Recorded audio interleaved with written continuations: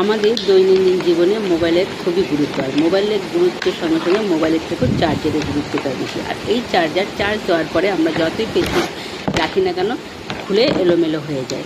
তাহলে আজকে তোমাদের আমি শেখাবো কীভাবে চার্জারের তার সুন্দর করে গুছিয়ে রাখা যায় আর তা খুলবে না। তা দেখো বন্ধুরা, আমার হাত থেকে এইভাবে প্রথমে একটা লুপ তৈরি করে নেবে, নিয়ে তারটাকে পেছন দিক থেকে একদম পেঁচাতে থাকবে। বন্ধুরা, আমার এই ছোটো ছোটো টিপসগুলো যদি তোমাদের ভালো লাগে অবশ্যই লাইক কমেন্ট শেয়ার করে পাশে থেকো।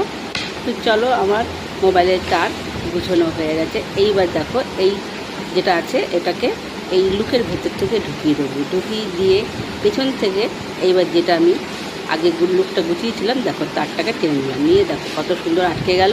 আর তুমি যতই নাড়াচাড়া দাও খুলবে না। তা এইভাবেই আমি, আমার কাছে 3টে চার্জার আছে, 3টে চার্জারে আমি গুছিয়ে নিয়েছি। এবার চলো এগুলোকে সুন্দর করে গুছিয়ে রাখি। দেখো সুন্দর করে যেখানে গুছিয়ে রেখেছি আর খুলে যাওয়ারও ভয় নেই। আমার এই ছোটো ছোটো টিপসগুলো যদি তোমাদের পছন্দ হয় অবশ্যই পাশে থেকো বন্ধুরা। টাটা।